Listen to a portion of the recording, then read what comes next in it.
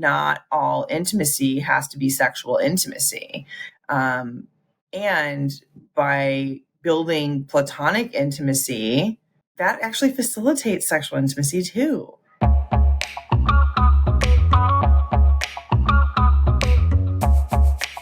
Hey everybody, happy Monday if you're listening to this on Monday, and happy whatever day it is if you're listening to it on another day.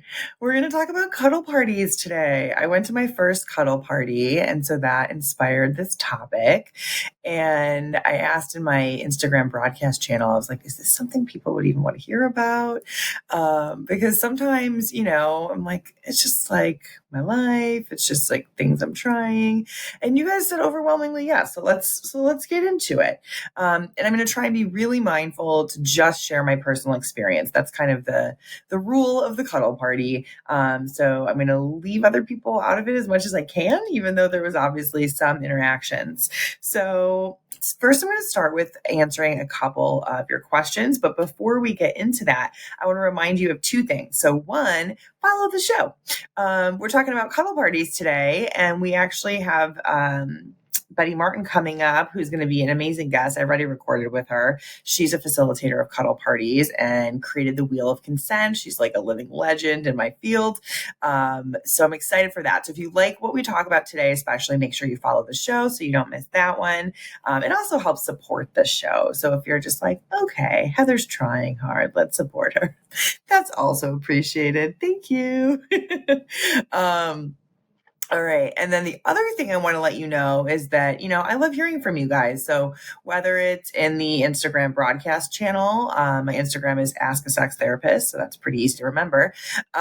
Or if it's via my website. So I have a podcast website. It's heathershannon.co/podcast. So again, that's heathershannon.co/podcast.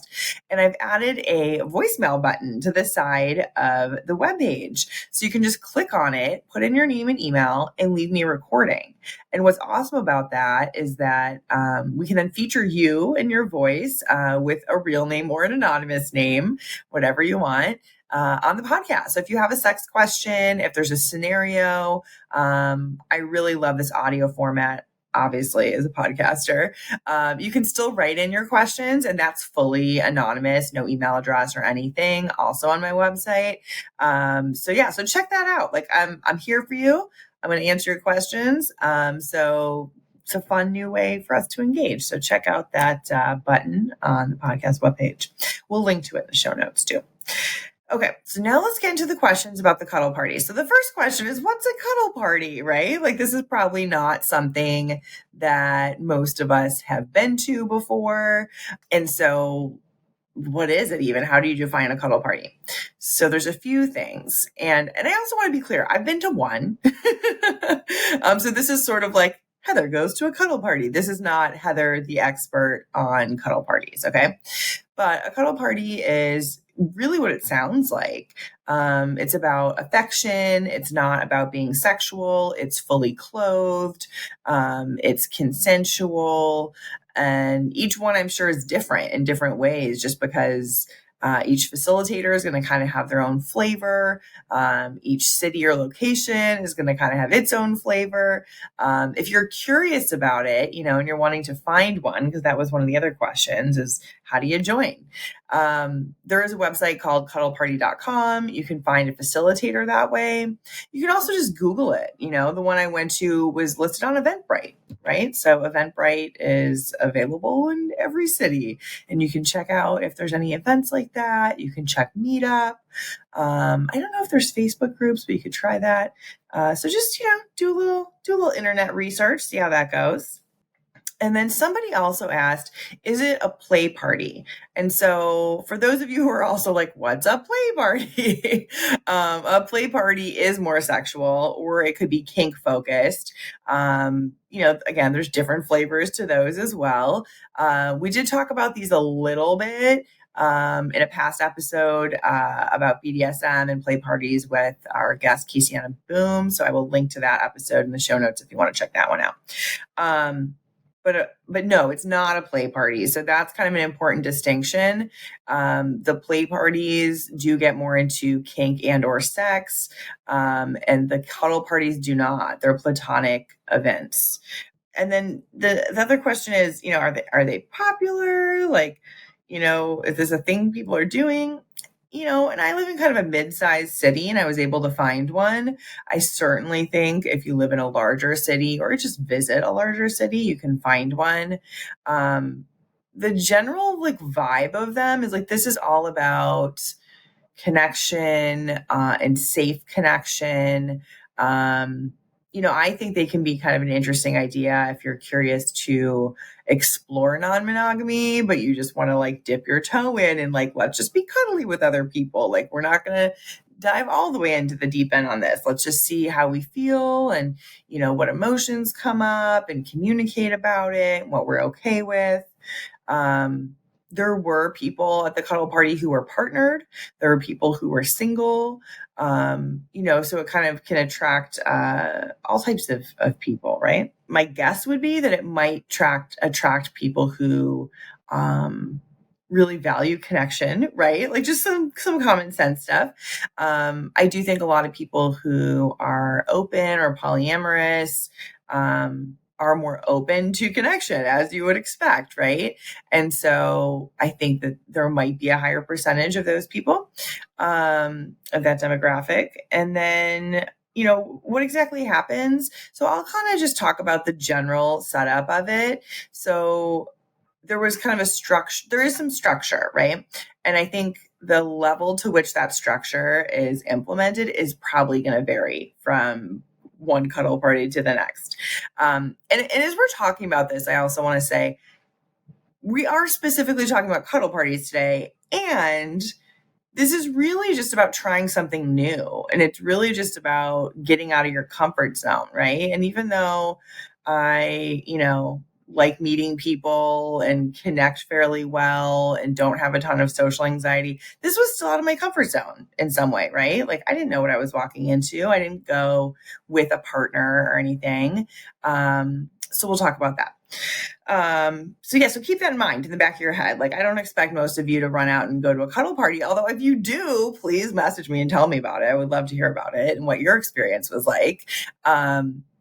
But is there another area where you're like, this would be kind of cool or interesting, or I think I might learn something, whether it's trying a new position or whether it's having a conversation with your partner or, even just platonic intimacy, right?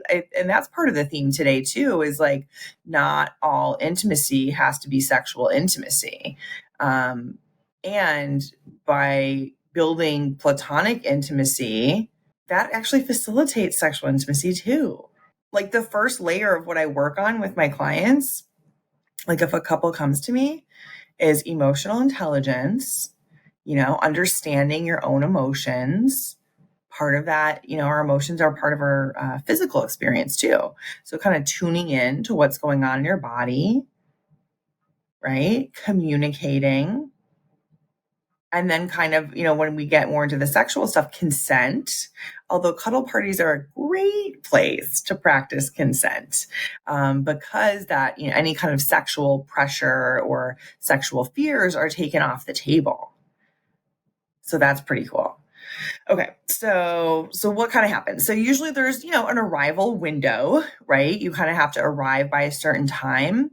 And that's to help create the safe container, right? Because if people are not aware of sort of the boundaries, or kind of how things work and consent and communication, like I just talked about, then you're not creating as safe of an environment for people. And so that's something to keep in mind. The one that I went to, and keep in mind I have ADHD and I'm late for everything. That's also part of why we don't record these live. So yeah, I was on the later end of the arrival window. Based on that, I would really recommend getting there on the earlier end, especially if it's like your first time. If you go there and you're like, okay, I've met a lot of these people before, I'm comfortable, or, I've hugged these people before, we've hung out, that's different. But I think if it's new for you, like give yourself some time to like get there and, have some conversations with people and decide sort of where in the circle you want to sit and who you want to sit by and that kind of thing. So for me, because I got there later, people were pretty situated, and, in terms of other people knowing each other. So I did know a few people that I had met were going. These weren't people that I had like known very well, but that was at least some comfort. I had met the facilitator, and then I got there and I recognized a couple faces who I had just kind of come across at group events once, but didn't know super well. So it is a small world. So I think if you're kind of in spiritual circles, I think it does attract some spiritual people, some very open-minded people on a growth path, people who view relationship as a growth path. It might be worth finding a cuddle party if you're like, oh yes, that sounds like people I'd like to hang out with. So I got there, people are kind of situated, and it does bring up some feelings, so part of this is I want to be vulnerable with you guys too, because I'm always telling you to, feel your feelings and work through it and communicate. And so that was part of what came up for me was like, oh, I'm feeling like not at all from what anyone did, but I was feeling kind of like excluded, like, oh, other people kind of know each other, or other people are like touching or cuddling a certain way. And what if nobody wants to cuddle me? Right. And then is that bad? And is that just because I was late or we haven't had a chance to talk to these people yet? And so I think that if you do decide to pursue this or something like this, to adjust your expectations too, like if you're new and people don't know you, they're probably not going to be as comfortable approaching you. And so I was able to kind of like mentally coach myself through that, like this is not a rejection. And then somebody did ask like, hey, can I rub your back? And that was nice. And it was nice to be asked. Right. And to also keep in mind saying yes to touch. And this is actually important. This comes up with my clients a lot too. Saying yes to touch doesn't mean you're consenting to more. Right. And so this person asked if they could touch my back. That's not the same as can I touch your upper thigh, right? So you consent to what you consent to. You're not consenting to more. And what I see with couples in this area is that one partner who maybe isn't totally in the mood yet, or maybe is the lower desire partner, or has a more responsive type of desire where they need some sexual stimuli to kind of get them going. And that could take some time. Where that partner might be interested in affection and touching and maybe like making out. And they might be like, this is great. This is great in and of itself. This doesn't have to be great because I think it's leading somewhere else. And so what I see a lot of times is that partner will actually avoid the affection and the making out because they're worried that their partner is going to want more. And that it's always going to have to lead to, orgasm or intercourse or oral sex or something, whatever, you deem as like completion. And so there's kind of this fear then of all or nothing. And so I really love the idea of just consenting to the affection and even doing that as a practice. And I do think cuddle parties are a great way to practice that. The other kind of cute thing is like everyone had their feet in a pile in the middle. And so it was like, okay, I'll put my feet in the pile for a while. And then one other thing that I think was great too is, you can go to a cuddle party and choose not to cuddle and just kind of be like in the environment, and it might feel just like nice being in a cozy environment. It might feel nice being in a supportive environment. Being in an environment where, consent is really upheld and respected. So I really think that's a big part of what cuddle parties are about. At some point, ideally when everybody arrives, or whatever that point is, that you say, okay, arrive by this time, then you start sharing about, here's the boundaries of the container. Like, we're creating this container where there's a start time and there's a stop time, and here's the rules like during these times, and here's how we're going to communicate with each other, and here's our values, right? And so that's really cool, and that's something that you can kind of extrapolate and create with a partner or partners, right? And really be thoughtful about what kind of container do we want to create for each other. It could be a container where you practice saying no on purpose. It could be a container where, we're just going to be lighthearted and giggle and touch and be playful. And so container can look like a lot of things, the start and stop time. So you're kind of creating boundaries, like you're containing something, there's boundaries around it. So you consciously choose, what boundaries do we want? And then within those boundaries, how do we want to play? Do we want to put on certain types of outfits? Do we want to do some kind of role play? Do we want to, our containers cuddling on the couch and watching a movie until the movie is over? It can be really simple too. So you're already creating containers in certain ways, maybe without even knowing it. So anyways, though, this container is very specifically, consent focused. And so it was cool to see some people opt out of touch at certain points. And I think that was super valuable for me to see. I think it's sort of a little bit brave, to kind of be like, okay, maybe I'm going to push myself out of my comfort zone and like experience some touch for a short period. And then I'm going to opt out and just kind of like tune in with my body and like what feels safe and okay for my body, right? Because all of us have different health things that we're going through. We have, physical health. We have different mental health things and stressors that we're going through. We have different backgrounds of trauma history. And so it's also a great experience to receive a no from somebody. So at one point I had asked somebody who was kind of opting out. I wanted to make sure, how I am. I wanted to make sure everyone felt included. And this person was like, no, I'm good. And I was like, okay, great. I love that for you, that you're just kind of honoring what feels right. So receiving a no is also important. And I will say, so some of the other questions were, what exactly happens?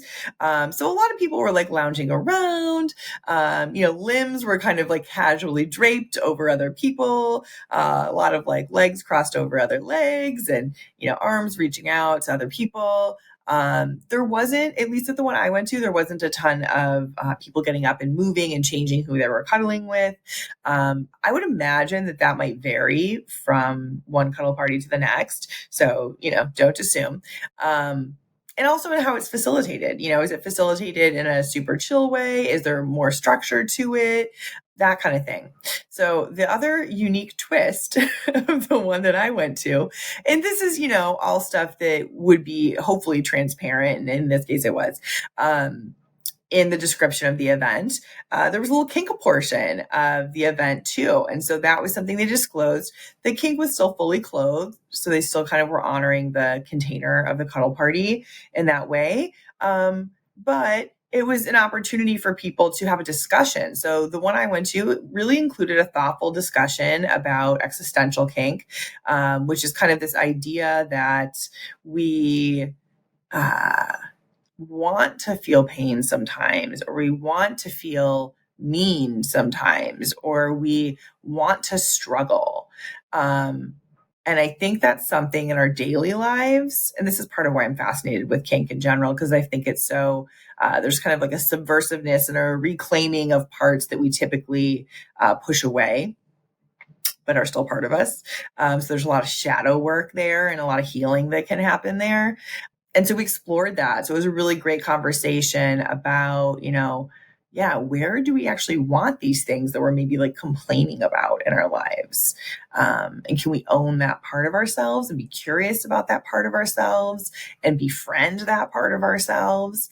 And so it really dovetailed so nicely with the internal family systems work that I do, because we talk in IFS about exiled parts, right? And a lot of times what happens is when we exile and banish certain parts of ourselves, then we have all these protectors to kind of keep that exile at bay so that we don't have to like look at our shadow, basically.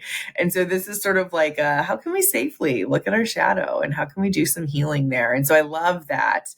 And I hope to do a future episode on existential kink where we'll get into that more. Another reason for you to follow the show. So that was a part of it too. And it was super, super voluntary. People could kind of decide, did they want to participate in that part or not? There was some, like light flogging involved and these really soft floggers actually. And so it's sensation play. It can be sort of people wanting intensity and kind of owning that, people wanting to surrender control. And so that was kind of cool too. So there was different portions kind of the evening. At the end, people were chatting a little bit. People were, huggy and affectionate, and that was nice. And asking like, "Oh, can I hug you?" Or "Do you want to hug?" And that can even be a way that you incorporate some of this into your life. It's just asking a little bit more, right? Like, "Hey, can I do this? Is this comfortable for you?"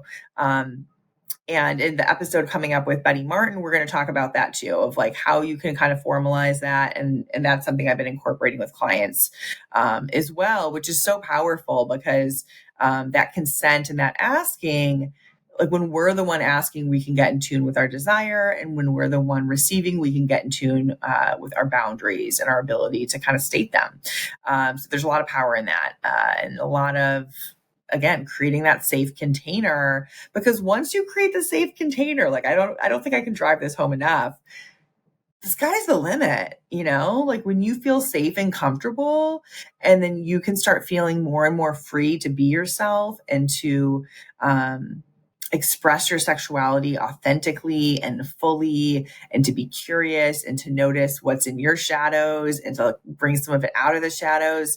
It's a beautiful thing. And I think it really helps us to be more whole and more connected and more secure in ourselves. So on that note, go check out a cuddle party or try something else new. Let me know if you do. Leave me a voice memo on the podcast page.